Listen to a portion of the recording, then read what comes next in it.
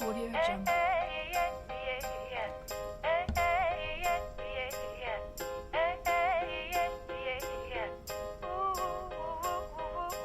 Audio Jungle.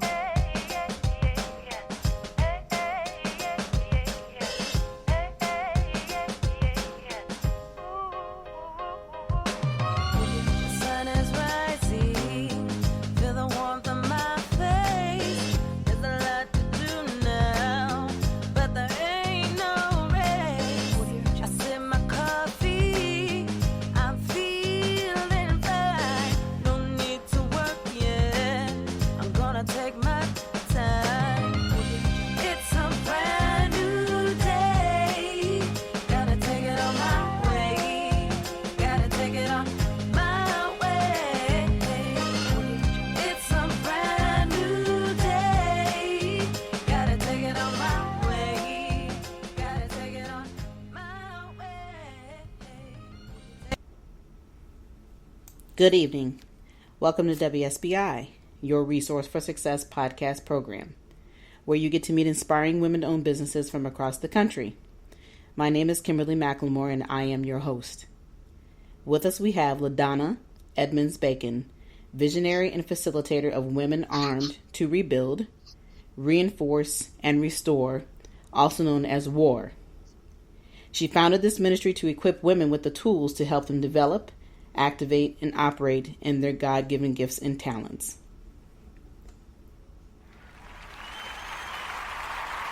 Welcome, LaDonna. Good evening. How are you today? I'm good. How are you?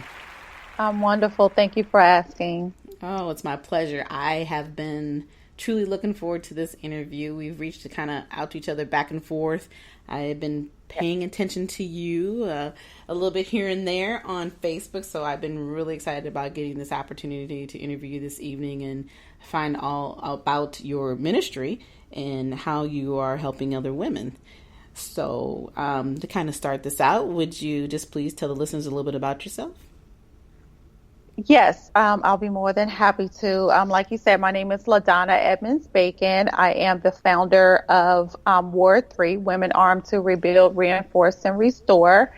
I am a mother, I'm a wife, I'm an entrepreneur, but first and foremost, before any of that, I am a woman of God. So God and my beliefs, they correlate back into my ministry and also my business. And, as far as what I've been up to, it's a lot. And, Okay. Sometimes, I feel like I'm so busy that I'm not getting anything done.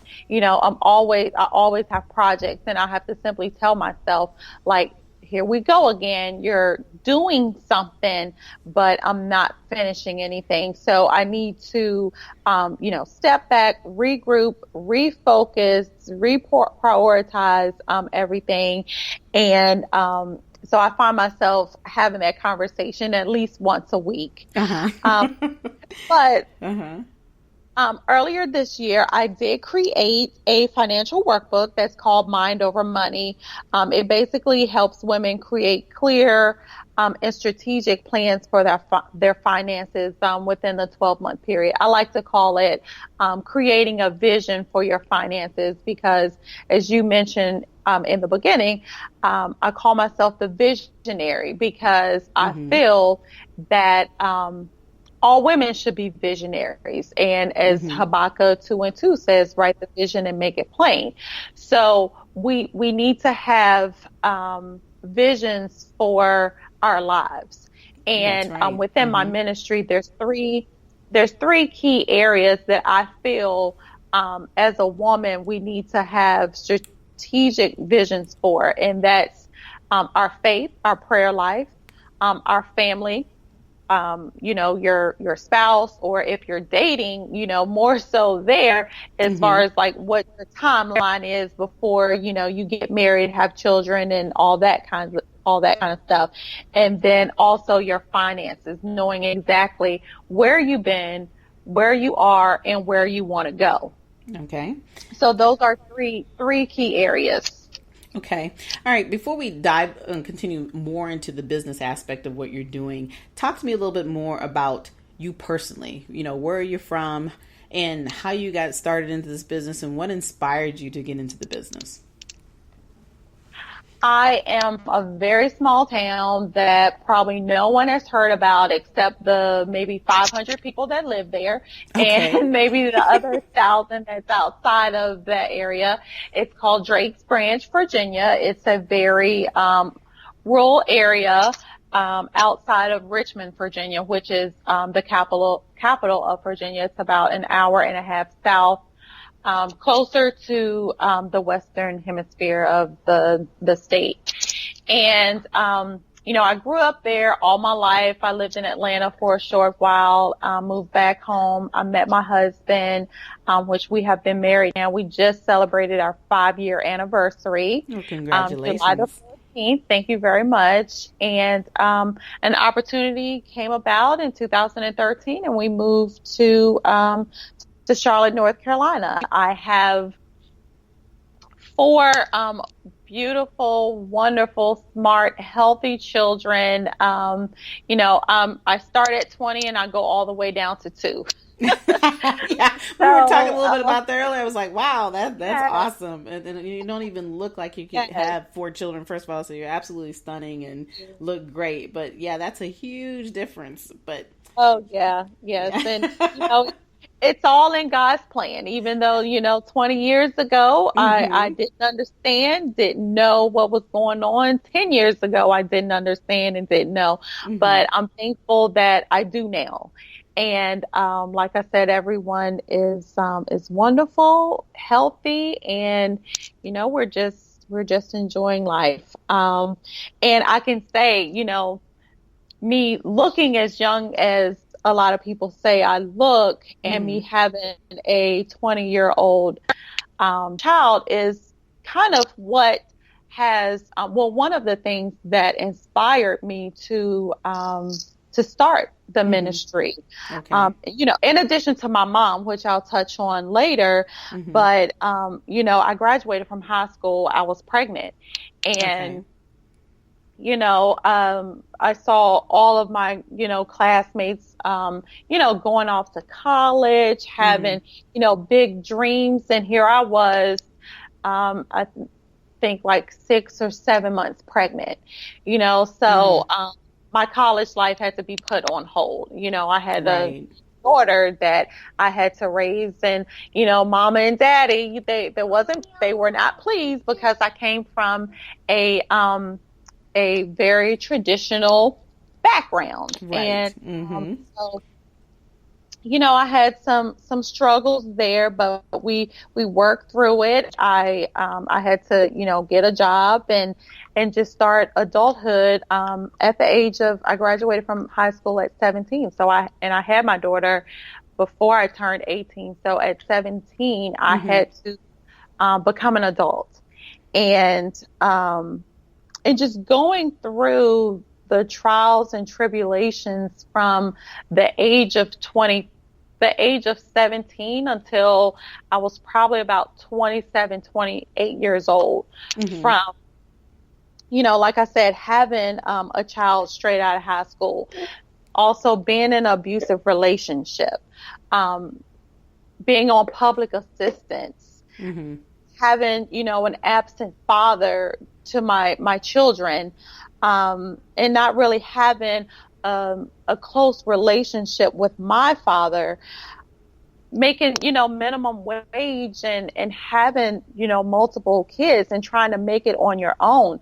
I struggled in all of those areas, maybe not all of them at the same time, but there was always something. Right. And once I, dedicated my life to God, started spending more time in church, started working in the church, and I found my husband, and things just started to go so much smoother in my life. Doors just started to be open. Just so many different good things. Prosperous things. And I'm not just speaking on money. I'm just speaking on being at peace. Right. Exactly. Not worrying not worrying about the small things that I Mm-hmm. used to worry about, Mm-hmm. not having to look over my shoulder because I was doing like crazy stuff. Right, Um, right. But the circumstance, so sometimes the circumstances themselves put yourself into an environment that you're just, you're not used to, but that's life. And the thing yeah, that I'm listening to in your story that I find interesting and I love is that how you brought yourself back. You realized that you had your plans and your ideas, but at the end of the day, and we've talked a little bit about this prior, that God has His plans, and one struggle that you thought was a struggle, He basically showed you, no, there's a right way to do this, and there's yeah, an easier way to do this. So yeah. you're benefiting from those things that you've learned, even though you went through a lot of struggle to get to where you're at Mhm. today. It's made you a better person. Yes, and thank you. Yes, it definitely has. And, once I came out of that and I look back at my friends, not looking down on anyone Mm-hmm. because but just looking at, my friends and other women who had some of the same struggles that I had, and just looking at them and seeing them lose their confidence, seeing them, almost give in. Right. Mm-hmm. And I'm feeling like, no, you can't do that. You Mm-hmm. can't let the enemy win. You can't let, him trick you into thinking that you're not worth more than your circumstance. Right. God, says that we are more than a conqueror. We are fearfully and wonderfully made. We are the head and not the tail. There's a list of things that is in the Bible that speaks on who we should be as not only women, but just as people, as a child of God. Mm-hmm. And so that's one of the things that encouraged me to start the ministry, was just seeing women just go through some of the same struggles that I went through, Mm-hmm. and want to give in and give up and just be comfortable in those negative situations. And I'm sorry. No, go ahead. Go ahead. Oh, and then the second thing, it's my mom. And I know Mm-hmm. sometimes that can sound a little cliche, but she's definitely someone who has truly inspired me from the things that she didn't or hasn't done, that Mm-hmm. I felt that she could have done better. And I say, well, I'm never going to be like that. I'm never going to be that person. And also from what she has done, and, Right. the person who she truly is, Mm-hmm. in her heart. And that is, a strong woman. Even though she's married, she's still independent, because, there's a lot of women who are married that they lose themselves. Right. They lose themselves. They lose their independency. They forget all about Yeah. who we are as individuals. And I think, essentially a lot of women do that even when they're not married. I've heard the stories. I think, and when as an individual, we all go through that process because we put everybody else first. And then the Yeah. next thing you know, you're left behind, and you'll look up 10, 20 years have gone by, and you're saying, what happened? This is the things Hmm. that I dreamed. These are the things that I wanted to do and accomplish. But because we are a nurturing group, this as women Yes. alone, we nurture everybody else and forget about ourselves. And so I Yes. think it's beautiful that when you have these types of programs available for women like you, and there's many of us like that, who our goal is every day is to nurture and reach out to other women to understand who they are and to Yes. realize their benefits that they bring into this life are more than just serving others. And it's about serving Yes. yourself, because at the end of the day, you can be no good for nobody if you don't know who you are. Exactly. That is so true. So true. So, I definitely, like I said, applaud what you're doing and your inspiration, with your mom. I'm sure that she is a beautiful woman, and she's blossomed you into the woman that you are. And the things that you've recognized about yourself, I think, is the most important piece about what you provide in your business. Now, you talked a little bit earlier about that you have a financial workbook that you provide for women so that they can have a better understanding of how to live and know their finances and so forth. So dive a little bit more into the discussion about the field of business that you're in. Yes. So, Women Armed to Rebuild, Reinforce, and Restore is it's basically a women's program, a women's ministry to help women develop their gifts and God-given gifts and talents so they can create visions, they can walk in their vision and live out their purpose.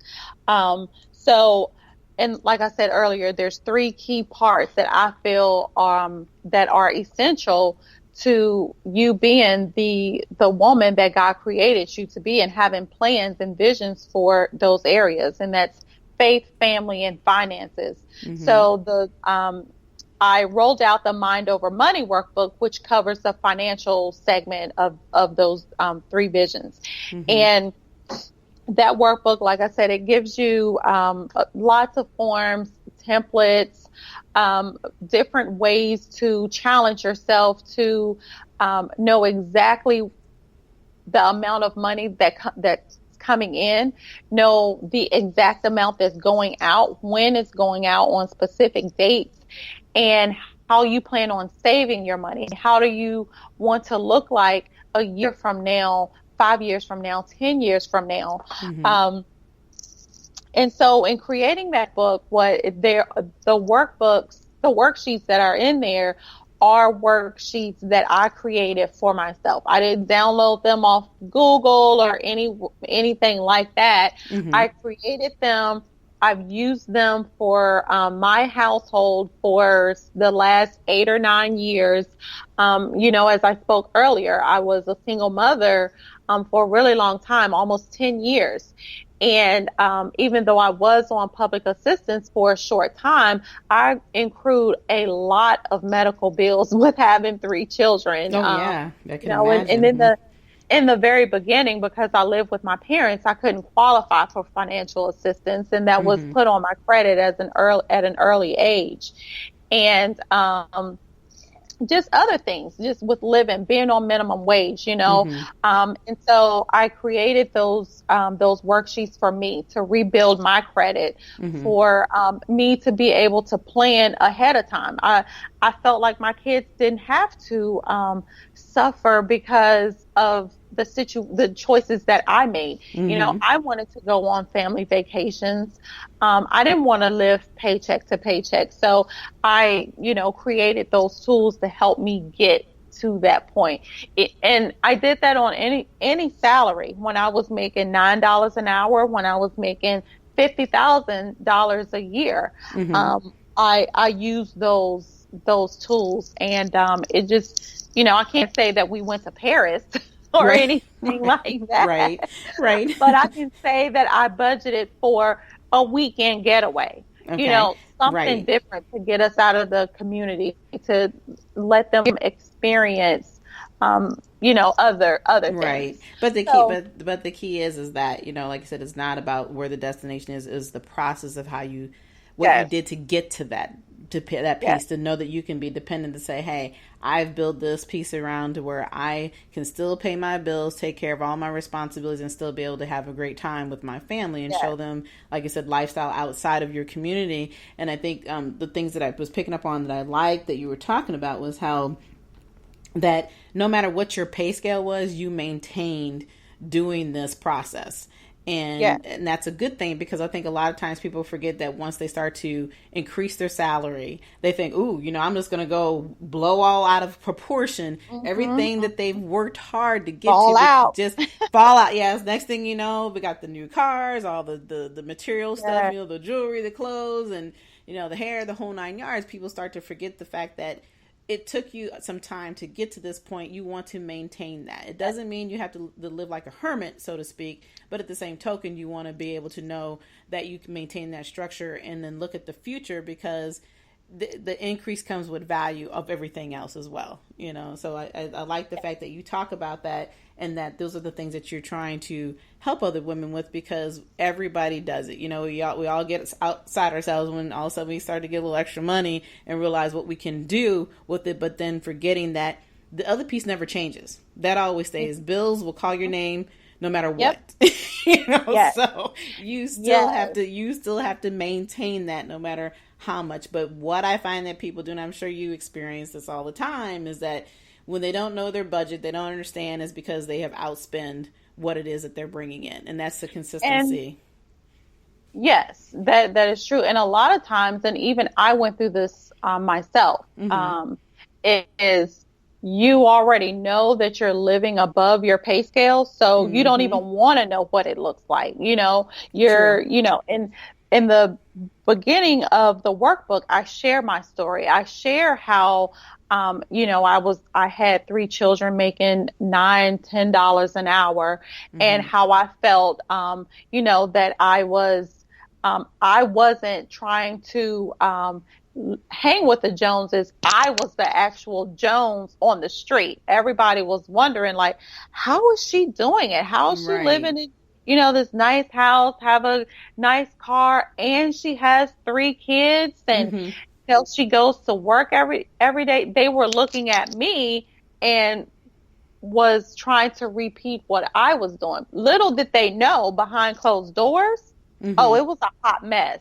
It was a lot of robbing Peter to pay Paul. It was a lot of bounce checks, account being in the red, before you even get paid. If I'm bringing home a $1 amount, and if I'm bringing home $1,000, by the time it hits my account, there's only 700 in there, because I had 300 in the red, and so I'm thankful for God, and I'm thankful for him dealing with me, for him showing me and how I was abusing his blessing that he gave me.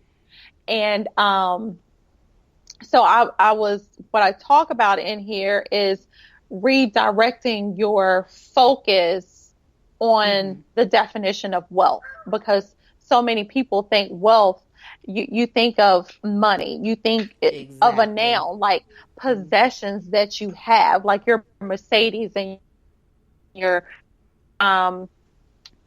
driveway, a $300,000 home, but to me, wealth is a verb. It's an action word. It's what you do with what you have. Exactly.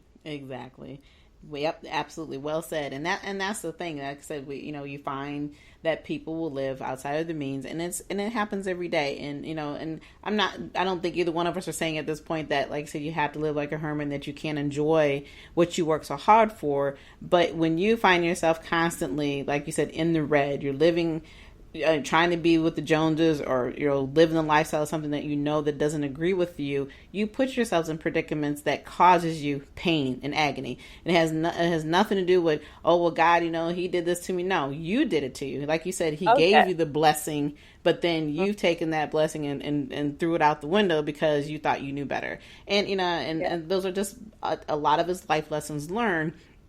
But, some people just never learn that lesson. It's the constant vicious circle. And, I think about just even reading, just several years ago when we had the crash, we had people with their homes, and it's like, how do you figure you can live in a $300,000 or $400,000 home making $10 an hour? I mean, common sense things that you would think people would think about every day aren't always so common. No.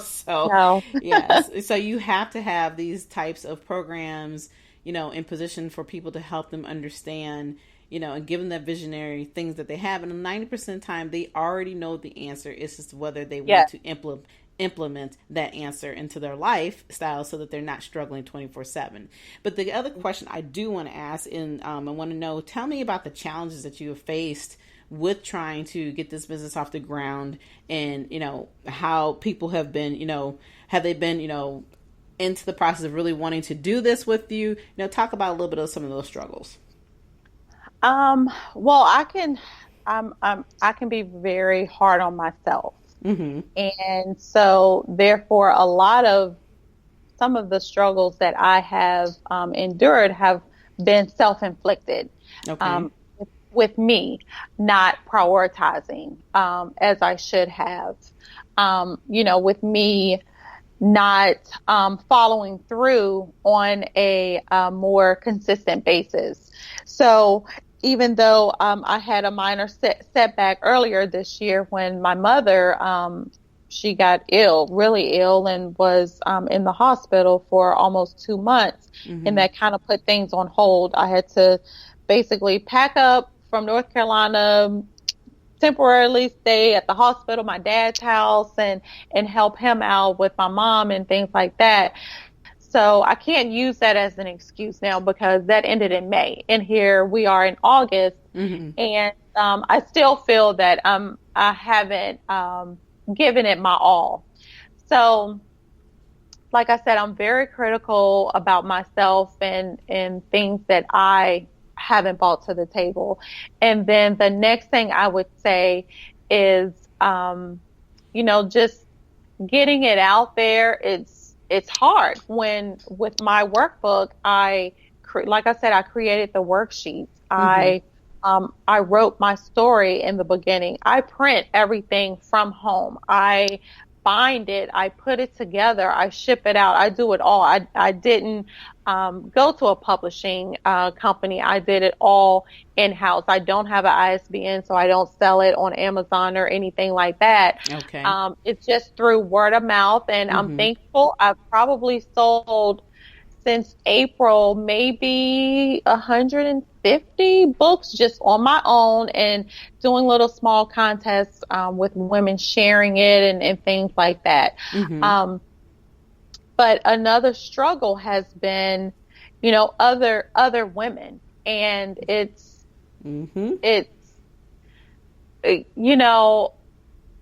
they reach out to me because they feel like they can use it in their women's group, or some of their clients can use it. And, they come to me with opportunities to partner. Okay. And when I partner with them, I send the book out, but there's nothing really reciprocated. Like, they'll post it on Facebook, but I don't feel like they have a true connection to it. They don't have the same fire that I have about the workbook. Right. And honestly, I don't know everybody's situation, but I feel like some of them are using it for their own benefit. Right.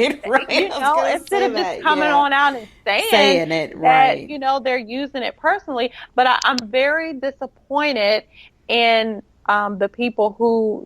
the women who have reached out to me that have, who are either fellow entrepreneurs or fellow, they also have, I'm sorry, I lost my train of thought. They also have other women, they have women's ministries. Okay. That they have, I just don't feel like they have lived up to their side of the bargain. They'll post it because that's what they said that they were going to do. Right. But they don't go that extra step. And, I feel, and I shared this in the first part of my book, that in order to receive, you have to give. That's right. And, and I believe in tithing to the church. I believe in tithing to your community. I believe in giving back in your community and giving back to other people, supporting. I'm 100% behind something that if I believe in it, you have 100% of me. I'm not going to have. I'm not going to do the 50-50. I want 100% of you. I give you 100% of me. Exactly. And go ahead. Yeah, I was just going to say that, I'm listening to some of the challenges you're having. And I think a big part of it is that, absolutely you're a new business. But, the challenge you face is what a lot of people face. And a big part of the marketing piece is huge. Social media is a must in business today, but also the piece of marketing that is beyond the social media aspect. What is it you do that's continual to in order to reach out to the right people, getting people their true interest. Those are some of the things that you'll have to continue to massage, and definitely will make sure that you get some of the right people that can help you with that marketing piece. I think that is probably one of the most important pieces of any business, because once you've got it all together, and you put the things out there, and we all think that once we do something, we want that, hey, everybody's going to come aspect. And it's not, and it's not that people don't want to come, but I think a lot of times, depending on how things are marketed out, or depending on, like you said, who your target market is and how you're being able to reach out to them. And like I said, and the ones that you think that are going to help you not always going to be there to help. They may be more for their benefit than it is for you. But at the end of the day, I think sometimes it's just getting that balance right. And, I'm going to definitely help you with that, so that you can understand that, everything that you have, there's definitely people out there who need that. Everything that I do and what I think is important within my organization that I have with the Women's Small Business Initiative is about sharing resources and not having to reinvent the wheel. Anytime any woman, or whether it's a man, woman, whoever decides that they open up a business, you have to understand your personal budgeting side. You have to know where, like you said, where you are at, before you can know where you are going. And that seems to be I have found a huge struggle with people who want to come into business, and especially with women. I just don't understand. It's like, everybody thinks they have a great idea, and there's nothing wrong with that. We all think that when we're in business, we are here for a purpose and for a reason. But you can't have that purpose and reason be successful until you know exactly where you're at. And a big piece of that is understanding your budget, knowing your day-to-day, everyday lifestyle, so that you can see how far you can go step by step in order to reach those next pieces in your goal, and to get that success you want. So your challenges that you're talking about, as frustrating as they may be, I love the fact you're not giving up, but it's also something that people go through consistently. And for whatever reason, I have found that every woman that I have interviewed so far through my podcast program, we all seem to have the same struggle when it comes to working with women. I can't understand it. I will never be able to understand it. But the key is that, connecting with the right people to ensure that the benefit is there for everybody. You're going to get there, and I promise you will get there. I'm going to make sure that you get the right connections so that we can get your marketing piece up and really truly running, because I think that your product is phenomenal. And anytime you can take a product of your own and make it your own, like you say, you didn't go out and try to find somebody else to do it for you, or pick and chose things off of Google from other people's work. You are truly using your intuitive information, what it took for you to get from point A to B to C, so that you can be where you're at today. And I think more people appreciate that. It's just a matter of getting it out to the right people. So, right, that is correct. And just to touch on the women again, because it's very frustrating, because they will be the same group of women who talk about the fact that they aren't able to connect with others. And then I sit back and I'm like, that's why. Because you're not pouring into them like you should. They want to receive, but they don't want to give. Mm-hmm. And like you said, with the whole marketing piece, in this ministry, I believe, yes, social media, it's like you need it in any type of business in today's environment. But I am also a strong believer in doing the work in your community, building up women that are not online, showing people who are in your vicinity, your community, who you are and what you're doing, not just trying to reach, shipping. It's good to be able to ship to Africa or Spain or California, Texas, wherever, but it's even more beautiful to be able to serve people in your community. Absolutely. Absolutely. I just find that I think, all the things that you're talking about in reference to the marketing piece and dealing with the community sometimes is very small. And the thing that I have learned, even if we're just talking about, let's just look at the social media aspect. People don't understand that when you're utilizing the social media aspect, especially like, for instance, with Facebook, you're consistently beating up the same people over and over and over. It gets to a point where you can only reach out to them for so many times and think that they're either going to get it or they're not going to get it, or either they're going to want the service or product or whatever it is you have. So, the times that we live in today everybody is about the texting. Everybody is about not really truly understanding how to look at each other and have a true conversation to sit down and talk about your business and truly understand what it is that you need to have to be successful, whether it's in business or whether it's in life. And, you know, I come from a time and era where we didn't have social media. You know, you had to stand up there in a classroom environment and you talked to people. You reached out to them. You know, you picked up the phone. There was no, well, let me just text this to you or let me send you a quick message. And that's, you know, that was the end of it. And that's how you did business. So I agree with you. You have to have a mix of everything in order to be successful in your business, and being a part of your community is very important. But today we obviously have to go as a bigger, broader piece of our community. Yes. And and like I tell people, even with my business, the business that I have, I support women all across the country as well as internationally. And the reason why we do that, because like I said, there is no such thing as having to constantly reinvent the wheel. There are enough of us women who are very successful that can help each other out so that we are all successful. There's room for everybody. Yes, and there is. And, you know, and that's the key. I think a lot of times, like I said, when we talk about the women that, you know, when you get that frustration piece of trying to work with women in your community, trying to be there for them and you want them to be there for you, it's that constant misunderstanding about competition. Competition is good. It's okay. But there's plenty of room on the table for everybody to reach their goals that they want to have in life. But you know, you have to be there to be supportive of each other. It's just learning how to realize that it's not about, hey, I'm not here to steal your idea. I'm not here to worry about what you have. I'm here to support you in what you have. Yes, that is true. Yeah. And even, you know, with a lot of the, you know, the social media aspect, you know, I work in a retail environment where that's my day job. And we're constantly trying to find ways to grow our e-commerce, and then just sitting in different meetings on a weekly basis. And I'm like, this is exactly what Facebook and Instagram does. It's all the coding in the background.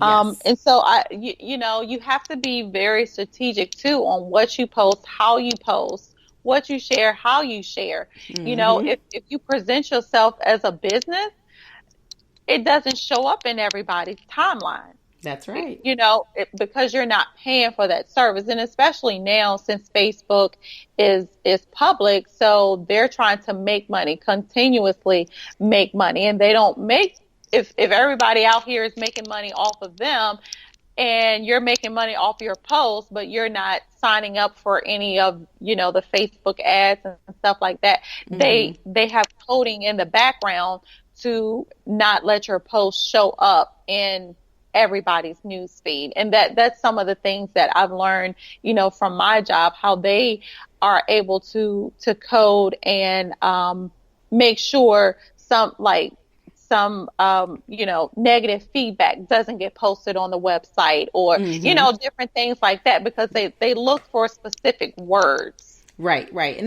it's their algorithms that they put together that, you know, they can reach out in a certain facet of entities. And, you know, but like you said, that's their job. That's what they do. You know, Facebook is not just about giving everything that you want. They have to have something in return.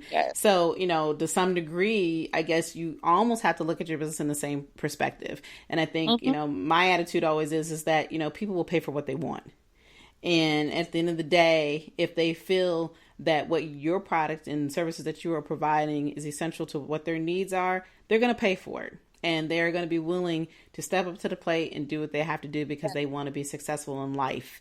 It's not about being a business, it's about being successful in life. And we all, at one point in time in our lives, we have to reach out to something or someone in order to get to where we need to get to. We all make mistakes. We all have certain situations. We don't know everybody's stories, but whatever that story is, you know, there's times where we need to have that mentor, that person, you know, that can say that right word or have that right product or service. You're going to reach out to them and you're going to spend the money and you won't even think twice about it. So, you know, and then from there, it usually is, hey, there's another person over here around the corner that needs this help and another person. So it usually just takes one and it goes from there. But, you know, I guess my thing to you would be that continue doing what you're doing. You're doing a phenomenal job. To continue reaching out, continue putting the effort into what you're doing. Being in business is hard. And as you continue to grow and learn from it, just know that you're doing the right thing. And Thank you wouldn't have, you're welcome, hon. You wouldn't have the vision and you wouldn't be doing it if you didn't know it was the right thing to do. So just keep you. living your dream. That's Thank you so important. much. You're Very welcome. encouraging. Yeah, you're welcome. That's just me. I know. I just think it's important that, as women in business, that we are here to encourage each other, and that, Yeah. we're here to motivate. But the key is that you have to have that desire and that drive, and you have the desire and drive. And that's really what truly wakes you up every day to get you where you're at, because you wouldn't be doing this if it wasn't. So, as you continue to need that motivation, and you're constantly motivating other women to do the same thing, as sisters, that's what we're here for. We're here to back each other up. We're here to support each other. And, hey, I'm here for you if you need me. And there's many other women out here that are absolutely going to be here for you to help make sure that your business is a continued success. But Awesome. you're welcome. You're welcome. But I have a couple more questions before we end the interview. If there was one more thing that you would want to share with a woman who wants to come into business, what would that thing be? Piece of advice. Be strategic. Be patient. Create a plan. And create a budget. One thing that I did, and that's one of the biggest, not the biggest thing, but one of my hardest lessons is not having a budget, and me having a huge imagination, just buying, and then setting that afterwards. And then when I'm ready to roll out a product, I have all this stuff. Right. And that's not my current vision. And it's been sitting at my house for maybe 3 or 4 months. And I'm like, okay, well, I can't return it now. Or, I've lost the receipt, or Right. they're no longer selling it, or it's been too far gone for me to return it. So you don't want to spend any money or invest in yourself until you are sure about the direction you want to take your company. Right. And that is definitely true. But also remember, in the process of growing and learning about yourself with the businesses, that sometimes you will change it 10 times over before you truly understand where you're going. And I have definitely been there. I have watched myself for the last year and a half with my business. I was like, oh yeah, this is the membership program that I want. This is how it's going to look, and it's all going to be perfect. And I realized 6 months later, I'm doing this. Next thing I know, I'm doing this. I mean, so it's that continual understanding of what you're trying to convey to people, so that when it's out there, people truly understand it. So you may go through that little wheel, like, that the rat runs until you can get it right. And so you will sometimes invest money into things that you didn't, hey, well, it didn't work. But at the end of the day, at least because like you said, your ideas can go rampant. And then the next thing you know, you're doing 20 million different things. Like when I started my membership program and my women's initiative, I didn't think about doing a podcast. I'm like, a what? I was like, I need to do a what? But the podcast program has been the most beneficial. Like I said, you ladies having the opportunity to share your stories. There's always somebody else out there who's going to be able to connect with you and understand that their struggles are the same as yours. And so they realize that a lot of times people don't understand, when they see us visually, they think everything is perfect in our world. But when they hear these stories, they'll understand that we're no different than they are.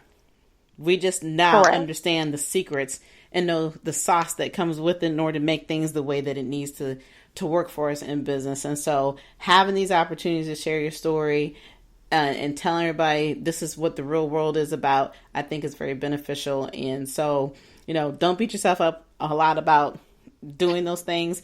It's just the process that comes with it sometimes of being in business, So and what I was more referring to is when you buy or purchase those items and you don't use them at all. Right. It happens, if you subscribe to a membership program and you use it once or twice, and then you're like, oh, okay, that's not for me. I made the wrong decision. Trial and error, you learn and you move forward and you have a clearer insight of what you want to do next. But if you purchase that membership program and you know, spent $50 on it and you didn't use it and you're like, why did I do that? But you'd be surprised. People do it every day. It never seems to surprise me. And I'd be like, okay. And I'm one of them. Right. Yeah. I'm not going to do that. But, you know, some people will do that. People will spend their money and they'll be like, oh, well, you know, I signed up for this. I'm doing this, doing that. And then realize a year later, I haven't done anything, you know, with this product or with the service that I purchased. But at the end of the day, that's not the fault of the group that you join. It's your personal issue. And that's what I'm saying. Like, you know, wait until before you buy or invest to make sure that you're clear about your direction and what you're going to use that product for, how you're going to use it. And like you said, once you're into it, you may switch directions, but at least you used it somewhat.